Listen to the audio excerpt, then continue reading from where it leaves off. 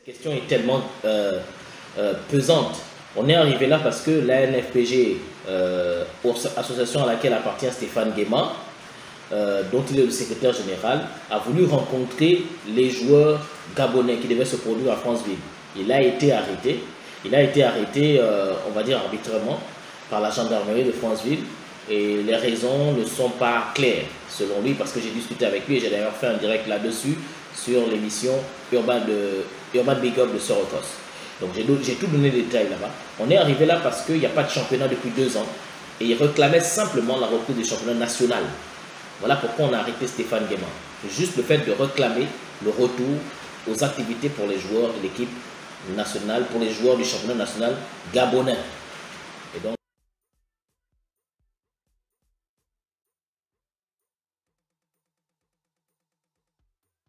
effectivement, Didier s'est senti solidaire de son ancien coéquipier et surtout d'un aîné qui a donné du plaisir au public gabonais, qui a fait honneur au peuple gabonais lorsqu'il était joueur. Donc, je pense que en ce qui concerne la cohésion du groupe, bien évidemment, il y a dans un groupe, il y a toujours des gens qui sont pour et d'autres qui sont contre.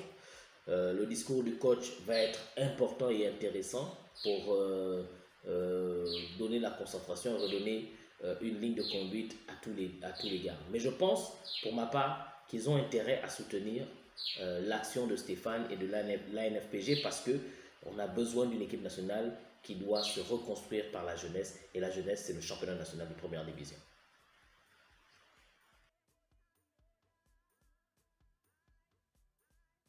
Ah oui, évidemment, l'Égypte, en faisant ce match nul, elle assure clairement sa qualification. Et ce n'est que mérité. L'Égypte est un gros morceau du côté africain. Je pense que c'était prévisible.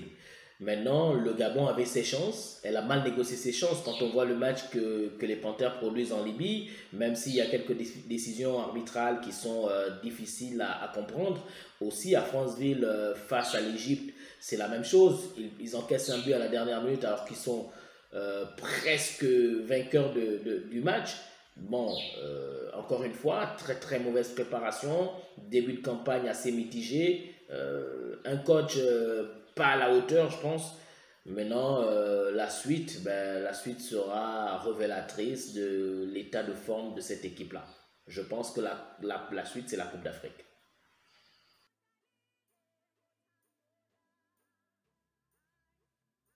Ben écoutez, je pense que le Gabon a quand même toutes ses cartes. C'est vrai qu'il y aura, il y aura le Maroc, il y aura le Ghana. C'est des grosses écuries du football africain. C'est quand même difficile de penser que le Gabon soit premier de sa poule. Mais le Gabon peut se qualifier. Avec une Coupe d'Afrique, je pense qu'ils sont passés à 24. Je pense que s'ils sont à 24 pays, et si on prend si on prend le premier, le deuxième et peut-être le meilleur troisième, le Gabon peut espérer. Mais il faut pas penser comme ça. Il faut déjà jouer les premiers matchs à fond. Je pense qu'il y a le Comore qui est le petit pousset du groupe qu'il ne faut pas négliger. Mais essayer déjà de prendre 3 points garantis sur le Comore, qui n'est pas vraiment un gros pays de football. Le Gabon a ses chances. Voilà.